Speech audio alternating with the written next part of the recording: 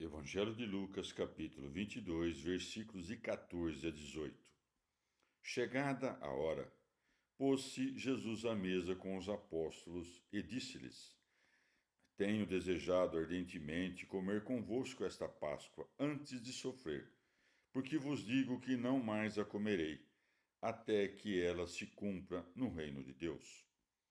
Tendo tomado o cálice, deu graças e disse: Tomai e distribuí-o entre vós, porque vos declaro que não tornarei a beber do fruto da vide até que chegue o reino de Deus. Palavra da salvação. Comentário Lucas 22, de 14 a 18. São Beda. A celebração da Páscoa ia ocorrer no 14º dia do primeiro mês ao entardecer, quando já apontava no horizonte a lua do dia seguinte, o 15º. Ele anelava primeiro celebrar a Páscoa simbólica ao lado dos discípulos, para que fossem revelados ao mundo os mistérios da sua paixão. Com isso, mostrava-se Nosso Senhor favorável à Páscoa, segundo as antigas prescrições da lei. Todavia, pondo-se a ensinar que ela não foi senão figura dos mistérios que acabava de revelar, interdita-lhe doravante a celebração, porque vos declaro que não tornarei a beber do fruto da vide até que chegue o reino de Deus. Por outras palavras, não hei de celebrar a Páscoa mosaica até que se cumpra, por meio da Igreja, o mistério que é figura. A Igreja, a rigor, não é senão o próprio reino de Deus, segundo o dito. Porque seis que o reino de Deus está no meio de vós. Lucas 17, 21. Também se refere à antiga Páscoa quando, tomando o cálice e dando graças, fala deste teor: Tomai e distribuí-o entre vós. E dá graças porque as antigas cerimônias da lei haviam chegado ao fim, a dar lugar aos novos ritos. Podemos entender essas palavras no sentido de que o Salvador não tornaria a beber vinho desde este momento da ceia até o dia da ressurreição, quando voltaria a estabelecer o reino de Deus. Com efeito, São Pedro atesta: nós que comemos e bebemos com ele depois que ressuscitou dos mortos. Atos 10, 41. Contudo, cuido ser mais razoável dizer que Nosso Senhor assevera que não mais haveria de beber do vinho da Páscoa, no mesmo sentido em que antes havia dito, que não mais comeria do cordeiro simbólico, isto é, até que, inaugurada a glória do reino, espalhe-se a fé entre os homens. Assim, por meio das mais importantes prescrições da antiga lei, a comida e a bebida pascal, transformadas em sentido espiritual, aprendemos que toda observância da antiga lei não era senão figurativa e agora haveriam de ser cumpridas de maneira espiritual. Evangelho de Lucas, capítulo 22, versículos de 19 a 20. Depois tomou o pão, deu graças, partiu-o e deu-lhe, dizendo: Isto é meu corpo, que é dado por vós. Fazei isto em memória de mim. Tomou da mesma sorte o cálice depois de cear, dizendo: Este cálice é a nova aliança em meu sangue, que é derramado por vós. Palavra da salvação. Comentário Lucas 22, de 19 a 20. São Cirilo. Não descreias de que seja isto verdade, pois o Senhor claramente diz: Isto é o meu corpo. Mas recebe na fé as palavras do nosso Salvador. Com ser ele próprio a verdade, não mente. São, portanto, insensatos os que dizem que essa bênção mística perde a virtude santificante se consumida no dia seguinte. O sacrossanto corpo de Cristo é, com efeito, imutável e conserva em si os efeitos da bênção e da graça vivificante. Em verdade, a virtude vivificante de Deus Pai não é senão o Verbo unigênito, que se fez carne sem deixar de ser Verbo, pois que este comunicou àquela a própria virtude de conferir vida. Se molhares um bocado de pão numa bebida qualquer, hás de perceber que ele se impregna das qualidades do líquido. É, pois, assim que o Verbo vivificante de Deus, unido estreitamente à carne, comunica-lhe a própria virtude. Mas do fato de que a vida divina é em nós por meio do Verbo de Deus, podemos concluir que o nosso próprio corpo compartilha dessa virtude? Não, porque uma coisa é termos em nós, segundo o hábito da participação, o Filho de Deus. Outra, porém, é a estreita união pela qual ele encarnou no corpo da Virgem Maria, do qual tomou a matéria para fazer o seu próprio. Convinha, de fato, que, de certa maneira, o Filho de Deus se unisse ao nosso corpo por meio de sua carne e sangue, preciosos, que recebemos sob as espécies de pão e vinho, para que assim nos comunicasse essa bênção vivificante. Havíamos horror do sangue e da carne, que iam nos santos altares. Deus, condescendendo com nossa fraqueza, comunicou às espécies certa virtude vivificante, tornando-as na própria carne e fazendo-se em nós semente de vida. Fazei isto em memória de mim. Evangelho de Lucas, capítulo 22, versículos de 21 a 23. Entretanto, eis que a mão de quem me há de entregar está à mesa comigo. Na verdade, o Filho do Homem vai, segundo o que está decretado, mas ai daquele homem por quem é entregue. Eles começaram a perguntar entre si qual deles seria o que haveria de fazer tal coisa. Palavra da salvação. Comentário: Lucas 22, de 21 a 23, São Beda. Nosso Senhor o não acusa diretamente, para que, descoberto, não se torne ainda mais desabrido. Fala em linhas gerais daquele que o haveria de trair, para tentar levá-lo ao arrependimento. Ao mesmo tempo, anuncia o castigo que há de recair sobre o traidor, tentando com isso convencer pelo temor aquele que se não deixou mover pela vergonha. Ai do homem que se acerca indignamente da mesa do Senhor e que, a exemplo de Judas, trai o Filho do Homem, entregando-o não aos judeus, mas aos mais pecadores entre eles. Sabiam os demais 11 apóstolos que não meditavam nada contra o Divino Mestre. Mesmo assim, temendo tornarem-se vítimas da própria fraqueza, perguntam-se acerca do pecado que não lhes ia na alma. Eles começaram a perguntar entre si qual deles seria o que haveria de fazer tal coisa. Evangelho de Lucas, capítulo 22, versículos de 24 a 27. Levantou-se também entre eles uma contenda sobre qual deles se devia considerar o maior. Jesus, porém, disse-lhes: os reis das nações dominam sobre elas, e os que têm autoridade sobre elas chamam-se benfeitores.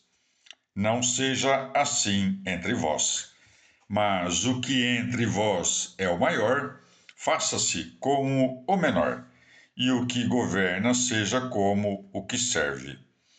Porque qual é maior, o que está à mesa ou o que serve?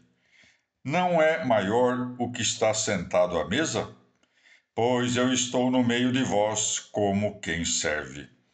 Palavra da salvação. Comentário: Lucas 22, de 24 a 27, São Beda. Assim como os homens bons, com o fito de se tornarem mais humildes, aprendem nas Escrituras o exemplo dos patriarcas. Assim, os réprobos alegram-se toda vez que percebem algo de repreensível na conduta dos eleitos, como se a conduta alheia lhes isentasse de culpa. Por essa razão, são muitos os que se regozijam ao ler esta passagem. Não nos cabe dar tento dos discípulos, porque ainda são carnais, senão do quanto ordenava nosso Mestre. Segue. Jesus, porém, disse-lhes: Os reis das nações dominam sobre elas, e os que têm autoridade sobre elas chamam-se benfeitores. E essa fórmula que nos trouxe nosso Senhor não exige menor discernimento dos grandes. É de força que, ao contrário dos reis dos gentios, não sucumbam ao desejo de dominar os súditos seus, que não se ensoberbeçam com os louvores que lhes dirigem, que não deixem esmorecer o zelo de justiça com que combatem os vícios dos pecadores. Confirma em seguida nosso Senhor tudo o que dissera, pelo exemplo, porque qual é maior, o que está à mesa ou o que serve? Não é maior o que está sentado à mesa? Pois eu estou no meio de vós como um que serve. Ou estava a relembrar-lhes do episódio em que lavou-lhes os pés, ele que é mestre e senhor. Neste verbo servir, pode-se resumir tudo o que nosso Senhor fez quando esteve na terra. Ou ainda, o serviço que prestou à humanidade foi o derramar o próprio sangue por ela.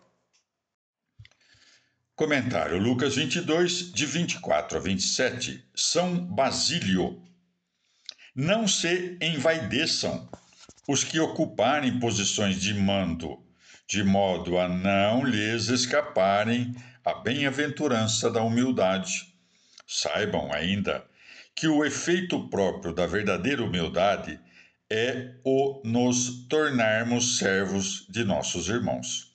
Ora, assim como procede o homem que toma por missão cuidar dos feridos, estancando-lhes o sangue que corre dos ferimentos, isto é, não vendo nisto motivo para envaidecer-se, como com tanto mais razão devem assim proceder os que se põem em missão que lhes foi confiada por Deus, a curar as feridas espirituais de seus irmãos, e que, fazendo-se servo de todos, haverão de prestar conta de tudo perante o tribunal de Deus.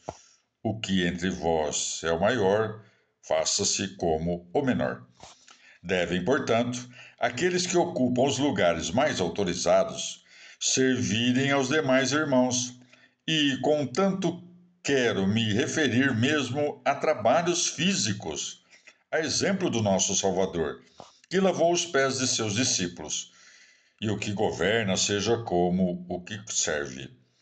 Não é de temer que o subordinado nessa situação incline-se a abandonar a humildade. Ao contrário, o exemplo do superior só fará aumentar-lhe a virtude. Evangelho de Lucas, capítulo 22, versículos de 28 a 30. Vós sois os que tendes permanecido comigo nas minhas tribulações. Por isso eu preparo o reino para vós, como meu Pai o preparou para mim, para que comais e bebais à minha mesa no meu reino, e vos senteis sobre tronos a julgar as 12 tribos de Israel. Palavra da salvação. Comentário Lucas 22, de 28 a 30. Santo Ambrósio. O reino de Deus não é deste mundo. Não deve o homem buscar a perfeita identidade com Deus, senão somente a semelhança com Ele. De fato, é Jesus Cristo a única imagem perfeita de Deus, pois que reproduz em si mesmo a unidade própria da glória do Pai. De maneira que, para o homem justo, no possuir a Deus, vai o desprezar o mundo pelo conhecimento que se ouve dele, reproduzindo-se destarte à semelhança da vida divina. Ora, com o comer o corpo de Jesus Cristo, buscamos participar da vida eterna, segundo a promessa do Salvador, para que comais e bebais à minha mesa no meu reino. E aqui, o que Jesus dá a conhecer como recompensa não é nem o comer, nem sequer o beber, senão antes a comunicação da graça e a mesma vida celeste.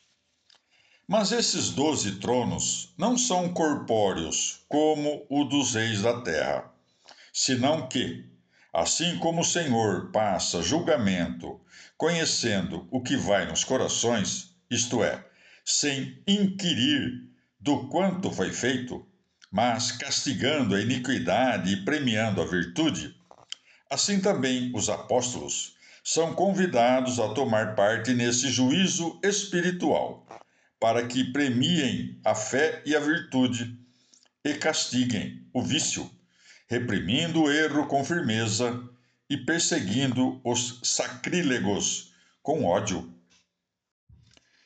Evangelho de Lucas, capítulo 22, versículos de 31 a 34. Simão, Simão, eis que Satanás vos busca com instância para vos joirar como trigo, mas eu roguei por ti, para que a tua fé não desfaleça. E tu, uma vez convertido, conforta os teus irmãos. Pedro disse-lhe: Senhor, eu estou pronto a ir contigo para a prisão e para a morte. Jesus, porém, disse-lhe: Digo-te, Pedro, que não cantará hoje o galo, sem que tu, por 3 vezes, tenhas negado que me conheces. Palavra da salvação. Comentário Lucas 22, de 31 a 34. São Beda. Para que não se gloriassem os 11, nem atribuíssem às próprias forças o terem, entre milhares de judeus, permanecido fiéis ao Senhor, ele os faz ver que, retirada a proteção do céu, podem cair como os demais em toda sorte de perigos. Simão, Simão, eis que Satanás vos busca com instância para vos joirar como trigo. Isto é, convém que sejais tentados. E assim como se limpa o trigo peneirando-o, assim também é de razão que os apóstolos sejam abalados, e com isso demonstra que ninguém é tentado na fé pelo diabo, se Deus o não permite. Isto é, eu preservei a tua fé por meio das minhas preces, a fim de que não desfalecesses. Lembra-te, portanto, de fortificar os teus irmãos, para que se não desesperem do perdão dos pecados. Tendo nosso Senhor afiançado que havia rogado por Pedro, este, sabedor do próprio amor e do muito fervor de sua fé, porque ignorasse o que lhe haveria de suceder, não cuidou que pudesse fraquejar.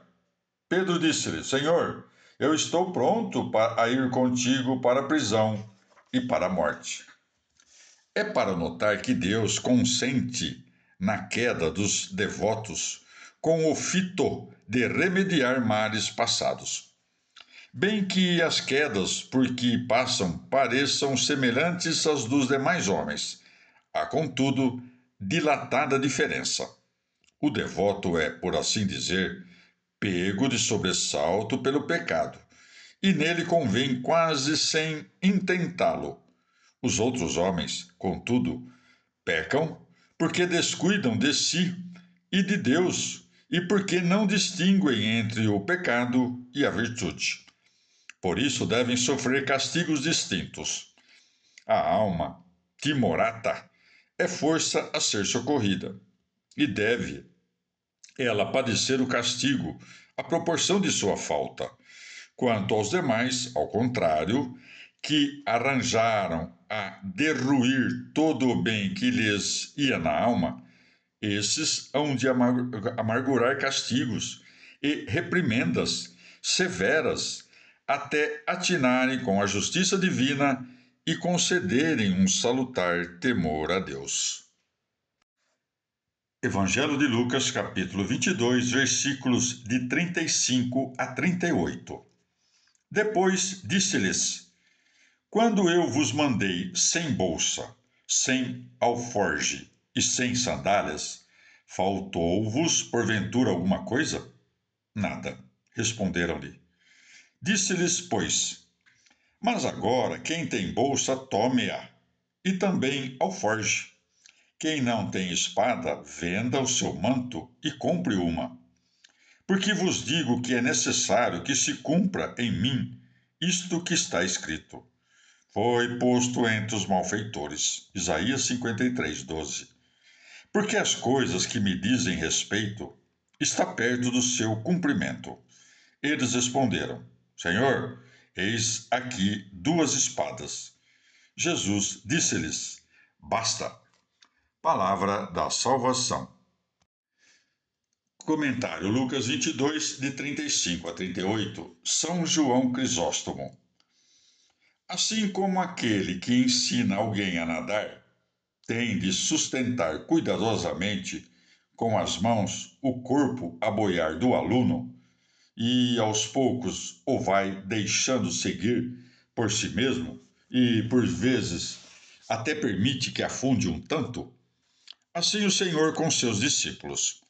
No princípio, acudia-os tão logo se vissem necessitados, provendo-lhes tudo de sobejo.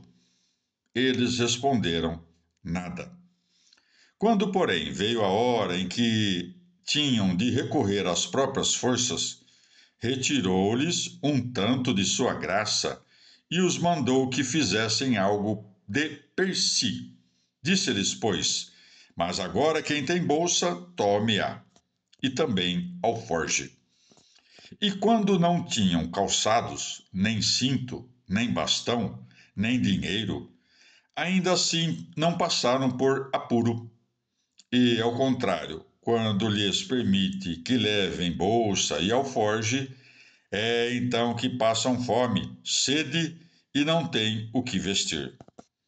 Como se lhes dissesse: Até aqui tivestes tudo sobradamente.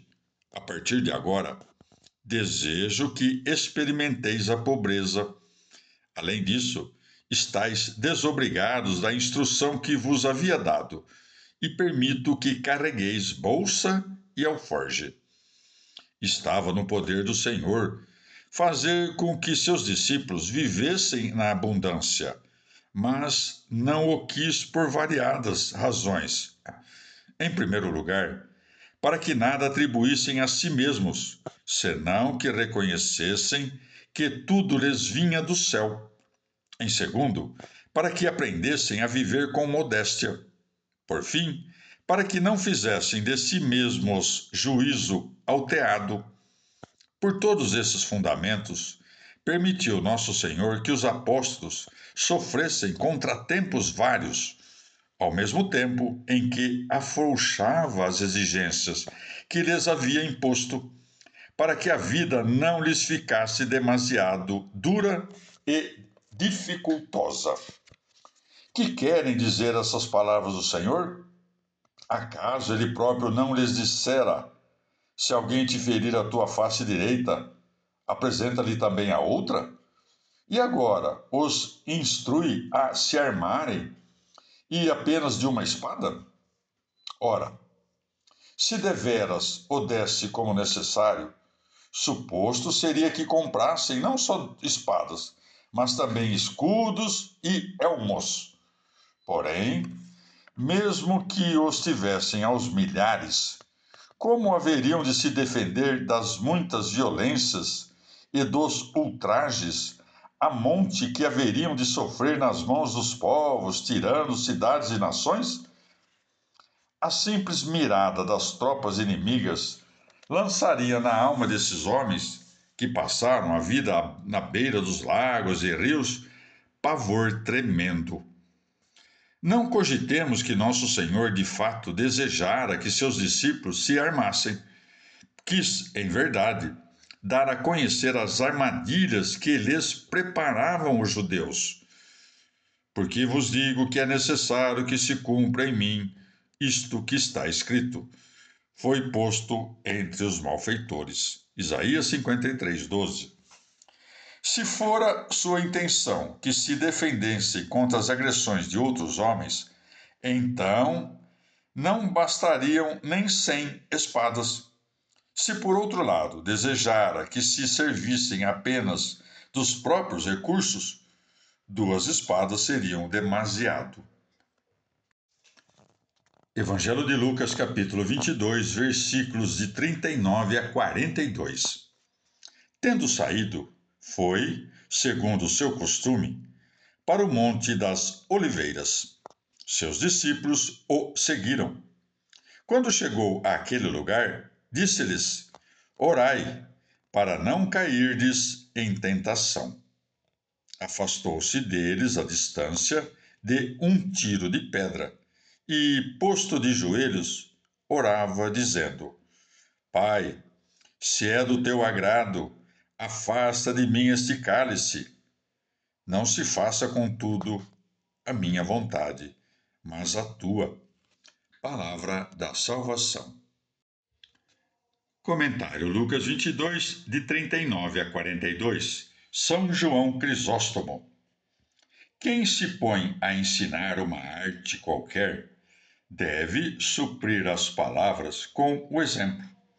Por essa razão, nosso Senhor, que desceu a nos instruir em todas as virtudes, conforma a conduta aos ensinamentos. Tendo manifestado a força da oração contra as tentações, põe-se a orar. Orava dizendo: Pai, se é do teu agrado, afasta de mim este cálice. E por que disse se é do teu agrado? Não se deduza daí que ignorava se as orações que faziam agradavam seu pai, já que o conhecia em toda a sua grandeza. Como o Pai me conhece, assim eu conheço o Pai. João 10,15. Com essas palavras, não tencionava escapar da paixão. Como poderia fazê-lo se, vendo que um dos apóstolos tentava se opor aos sofrimentos que haveria de padecer, teve ocasião de o repreender severamente, a ponto de chamá-lo Satanás, mesmo depois de lhe ter enaltecido a fé? Para compreenderes a razão desta prece, considera como é difícil crer que um Deus inefável, que transcende todo intelecto, desejou encerrar-se a si mesmo no meio de uma virgem, ser nutrido do seu leite e sofrer todas as dores humanas. Ora, como esses mistérios da sua vida humana, de per si, já eram quase inacreditáveis, ele enviou os profetas para os anunciarem. Em seguida, veio ele próprio, revestido verdadeiramente de carne, para deixar claro que não era um fantasma. Permitiu que esta mesma carne fosse entregue a todo tipo de dores próprias da natureza humana: fome, dor, angústia, sono, trabalho. É, pois, com o mesmo objetivo e ainda para provar a verdade de sua humanidade, que pede ao Pai que o poupe da morte. Evangelho de Lucas, capítulo 22, versículos de 43 a 46. Então apareceu-lhe um anjo do céu que o confortava. Posto em agonia, orava mais instantemente. O seu suor tornou-se como gotas de sangue que corriam até a terra. Tendo se levantado da oração e indo ter com seus discípulos, encontrou-os adormecidos pela tristeza. Disse-lhes: Por que dormis? Levantai-vos e orai, para que não entreis em tentação. Palavra da salvação. Comentário Lucas 22, de 43 a 46. Santo Ambrósio. Causam grandíssimas dificuldades a alguns a tristeza e a angústia que experimenta nosso Senhor nesta passagem. Muitos se persuadem de que esses sentimentos fazem prova de certa debilidade que, dizem, ser-lhe-ia constitutiva e não temporária e deliberadamente acolhida. Eu, de mim, não ponho dúvida em que seja desnecessário justificá-las, mas ainda, em nenhuma outra parte encontro maior motivo de admirar-lhe a misericórdia e o poder. Com efeito, a redenção de nosso Senhor ter-me-ia sido muito menos vantajosa se não houvesse tomado para si todas as nossas paixões e fraquezas. Ele carregou minha tristeza para me comunicar sua alegria. E posso falar com confiança da tristeza, porque prego a cruz. Cumpria que nosso Salvador tomasse nossas dores, a fim de que as vencesse, pois que naqueles em que a experiência do sofrimento produz antes estupor e insensibilidade do que dor, não se encontra o mérito de um verdadeiro denodo. De fato, Jesus desejava que triunfássemos sobre a morte e, principalmente, sobre a tristeza que vai com a morte. E te afliges, Senhor, não pelas tuas, mas pelas minhas feridas. Estás alanceado pelos nossos pecados. É possível que também tenha se entristecido pelo fato de que, depois da queda de Adão, a morte se tenha tornado a única porta de saída deste mundo. Para além do mais, não é inverossímil crer que a causa dessa tristeza seja os castigos futuros que o crime sacrílego há de fazer cair sobre seus perseguidores.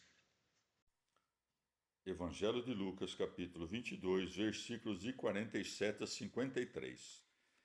Estando ele ainda falando, eis que chega um tropel de gente. Aquele que se chamava Judas, um dos 12, vinha à frente. Aproximou-se de Jesus para o beijar. Jesus disse-lhe: Judas, com um beijo entregas o Filho do Homem? Os que estavam com Jesus, vendo o que ia acontecer, disseram-lhe: Senhor, se os feríssemos a espada. E um deles feriu um servo do sumo pontífice e cortou-lhe a orelha direita. Mas Jesus, tomando a palavra, disse: Deixai, basta. E tendo-lhe tocado a orelha, o sarou. Disse depois Jesus aos príncipes dos sacerdotes, aos oficiais do templo e aos anciães que tinham vindo contra ele: Viestes armados de espadas e de varapaus como contra um ladrão. Quando eu estava todos os dias convosco no templo, nunca estendestes a mão contra mim. Porém, esta é a vossa hora e o poder das trevas. Palavra da salvação. Comentário Lucas 22, de 47 a 53. Santo Ambrósio. Parece-me que a forma interrogativa melhor exprime a reprimenda afetuosa que dirige Nosso Senhor ao traidor. E pergunta Nosso Senhor: com um beijo entregas o Filho do Homem? Ou seja, vale-te de um símbolo do amor para vulnerar-me? É com um instrumento da paz que me desferes esse golpe de morte? Tu, meu servo, estás a entregar o teu Senhor. Discípulo, traís o teu mestre, atraiçoas aquele que te escolheu. O Salvador dá aqui, a um só tempo, prova de seu extremo poder e grandíssima lição de virtude. Percebendo as cogitações do traidor, ainda assim não deixa de tratá-lo com paciência. Desvelando o que ia oculto, põe às claras o traidor. Mostra quem há de ser entregue quando diz Filho do Homem. De fato, não a divindade, mas a humanidade é que há de ser capturada pelos inimigos de Jesus. E o que torna ainda mais odiosa a ingratidão de Judas é o fato de que, sendo nosso Senhor Filho de Deus, quis fazer-se, para nosso proveito, Filho do Homem. Parece que Jesus está a dizer-lhe: ingrato, foi por ti que me revesti desta humanidade, que agora traís cheio de hipocrisia. Deixou-se beijar não porque nos ensinasse a falsidade, mas para mostrar que não repelia nem mesmo um homem desleal e para tornar ainda mais odiosa a perfídia do traidor.